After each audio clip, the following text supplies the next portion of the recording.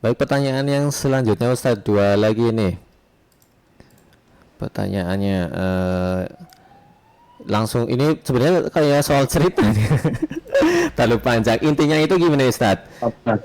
Zaman sekarang itu banyak awat-awat berjilbab maupun bercadar sering memperlihatkan kecantikan atau ya kecantikan itu melalui aplikasi streaming dan banyak yang memujinya, bahkan yang ada yang memberinya gift.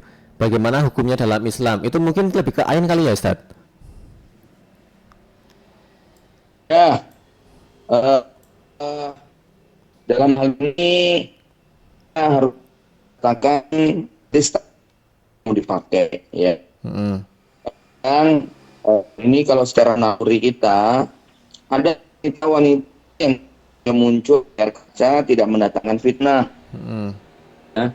Karena secara wajar dia tidak memfitnah, mengkok ilmunya, nasihatnya sangat kuat menggugah.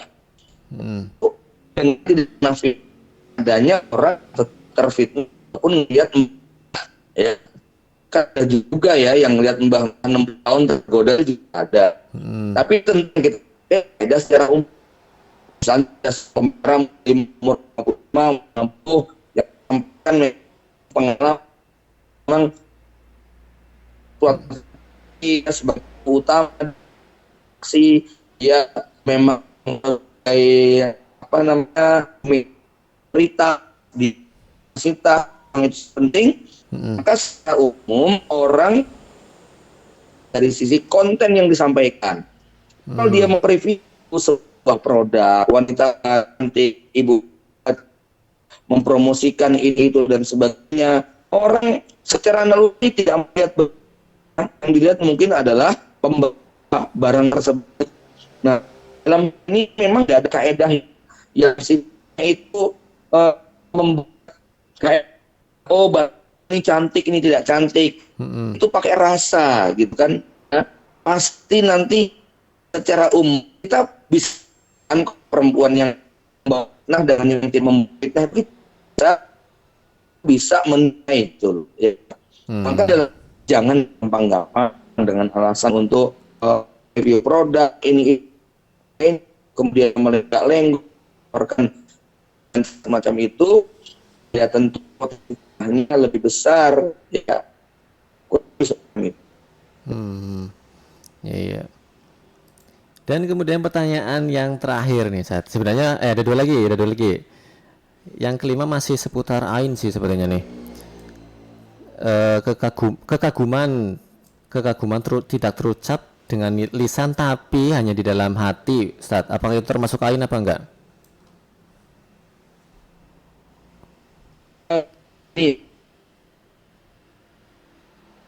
Jadi yang maksud dengan air itu kemungkinannya ketika ada orang yang ngagumi menyebut nama Allah, itu ya bisa terjadi bisa tidak terjadi. Ain itu kan kalau diumpamakan wabah ya, ada orang yang kena dan ada yang tidak kena, gitu loh. Bukan sesuatu yang sifatnya matematis. Secara otomatis kalau ada orang mengatakan wow keren, langsung pasti kena. Belum tentu juga, gitu.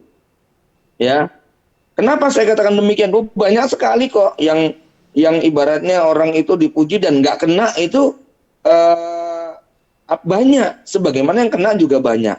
Yang kedua, andai kata dia kena nggak kena, ada nggak alat yang bisa memastikan bahwa dia kena dan nggak kena? Tidak ada alat yang memastikan bahwa ini betul-betul kena karena ain. Kita hanya bisa menduga dan memperkirakan kemungkinan kan semacam itu. Tapi kita nggak pernah bisa memastikan loh. Oh ini kena ain secara pasti itu tidak ada alat-alat yang bisa memastikan seperti itu kecuali dugaan kuat ya. Maka dalam hal ini jangan kemudian merasa aman ketika kekaguman itu hanya di dalam hati saja. Bisa saja kena walaupun itu hanya dalam hati. Maka buat yang seperti itu dia harus memproteksi dengan doa-doa tadi ya. Di mana yang Rasulullah ajarkan a'udzubika min hamazati syaitin ya min kulli eh, syaitonin lamah wa min kulli ainin, ya. Itu kan Rasul ngajarkan begitu. Misalnya Anda mau posting sesuatu, ya sebutlah menceritakan pengalaman tapi berpotensi untuk dipuji sama orang, ya. Maka a'udzu bikalimatil tamah min kulli syaitonin wahamah wa min kulli ainin lamah, itu menjadi benteng kita, ya. Ada nggak yang baca kayak gitu kena? Yo ada saja. Mungkin doanya kurang mustajab dan mungkin melihat tuh bobot ainnya kuat, maka boleh jadi walaupun dia sudah baca tapi mungkin kualitas doanya nggak mustajab, tetap bisa kena semacam itu. Oh ya. Terakhir nih Ustadz, kembali ke topik rumah tangga tadi, apakah kebahagiaan istri itu pengaruh dengan rezeki? Gimana Ustadz? Ya, banyak postingan-postingan yang memberikan istilahnya sebuah pernyataan-pernyataan bahwa seorang yang membahagiakan istri itu nanti rezekinya lancar. Tapi kalau saya tanya sebaliknya, ada nggak yang sudah membahagiakan rezekinya seret? Coba. Iya sih. Ada kok. Ya, saya balik lagi. Ada nggak yang mengecewakan istrinya rezekinya lancar? Ada. Ada gitu loh. Nah, jangan suka membuat sebuah statement-statement yang seakan hukumnya lalu automatically berbalikan gitu loh. Betul. Ya, karena rezeki itu faktornya banyak, nggak cuma satu. Ada yang sudah mati-matian membagian rezekinya itu tetap seret. Ada yang mendolimi istrinya rezekinya lancar, kan begitu. Ya, karena saya melihat ya beberapa quote statement-statement di IG dan sebagainya itu statement-statement manusia, bukan dalil gitu kan. Terkadang ya. yang dirasakan itu malah jadi statement. Iya, jadi seakan-akan kok hidup kalau menurut saya itu jangankan kok ucapan manusia ya, ucapan Rasulullah SAW saja tidak boleh kita potong sebagai satu-satunya. Ya, jadi begini ya, Quran dan Sunnah itu adalah obat. Ya, Quran dan Sunnah itu obat. Artinya misalnya Rasul mengatakan siapa yang pengen Allah mudahkan rezekinya, hendaknya dia melakukan ini, gitu ya. Itu misalnya ada hadis yang kayak begitu. Contoh silaturahim. Man aroda ayyutila umrohu wa yusyirridhu falyasil rahimahu.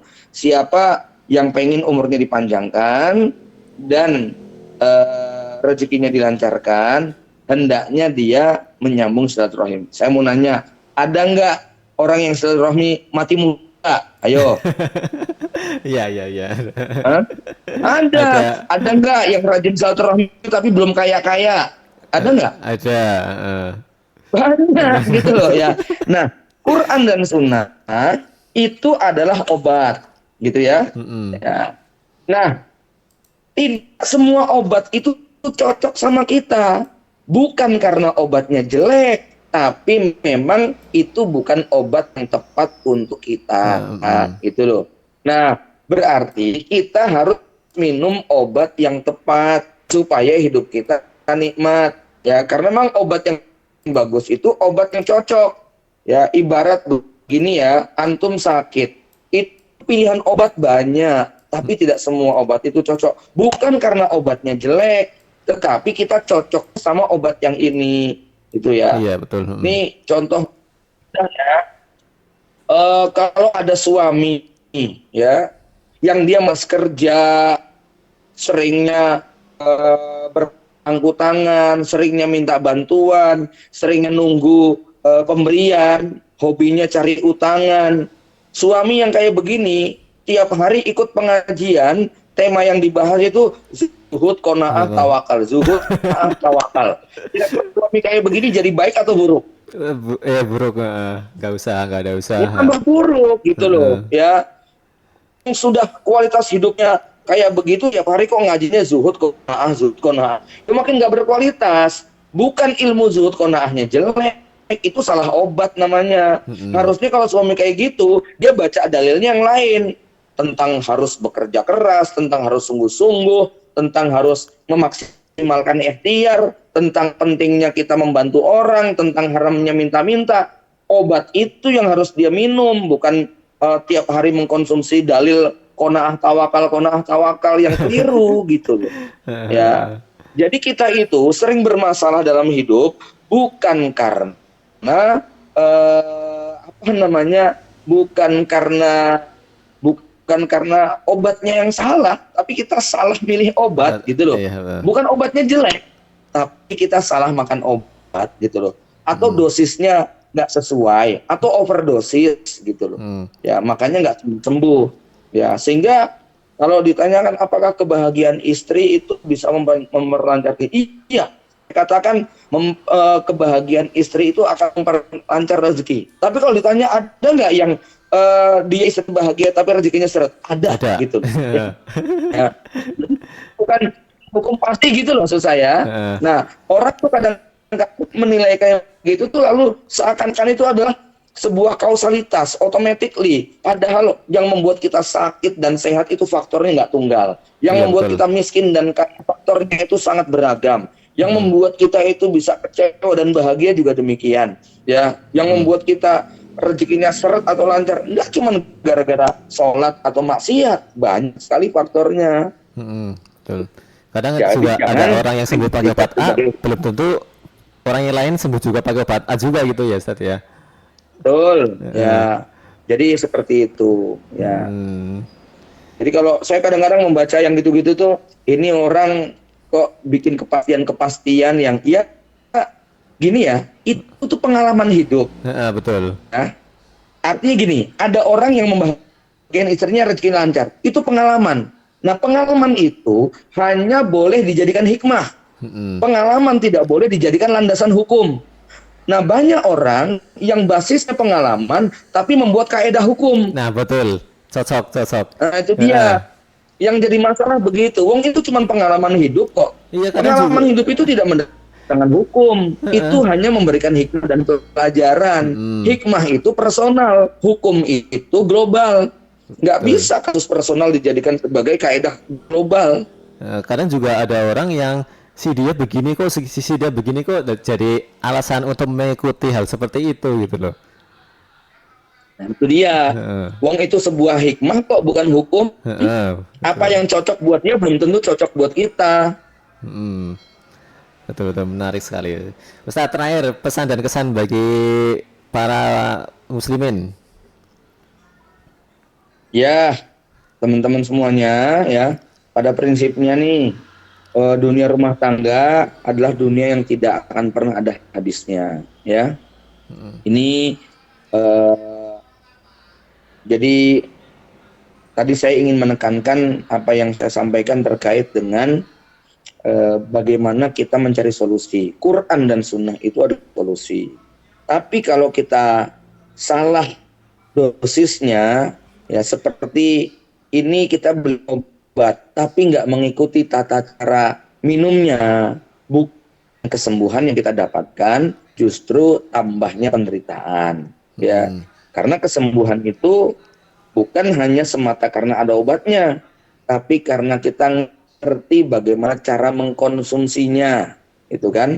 Nah, Quran dan Sunnah itu sebagai obat kehidupan kita dalam masalah apapun yang membuat kita sehat, bahagia, selamat, gembira, itu bukan semata-mata karena kita berpegang kepada Quran dan Sunnah, bukan semata-mata karena kita sudah mengamalkan, tapi memang kita ngerti dosis yang kita butuhkan ketika mengamalkan sebuah dalil, ketika mengamalkan sebuah perintah.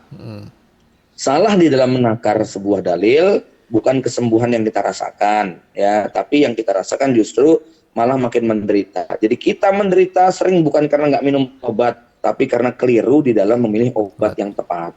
Nah, masing-masing oleh Allah dikasih hal yang sifatnya khususiyah, maka disitulah manusia harus berupaya memilih apa yang baik buat dirinya. Demikian. Ya. Mudah-mudahan manfaat. Masya Allah, menarik sekali ya teman-teman pembahasan kali ini dengan Ustadz Abu Fatihah. Masya Allah, dengan rumah tangga ini insya Allah kita dapat banyak sekali pelajaran. Bagi yang ingin bertanya silakan masuk ke kolom komentar atau di inbox di Facebook Asyah Media. Baik, cukup sekian Ustadz. Terima kasih atas waktunya. Assalamualaikum warahmatullahi wabarakatuh. Dan bagi Ya. teman-teman, sampai jumpa di video berikutnya. Assalamualaikum warahmatullahi wabarakatuh. Waalaikumsalam warahmatullahi wabarakatuh.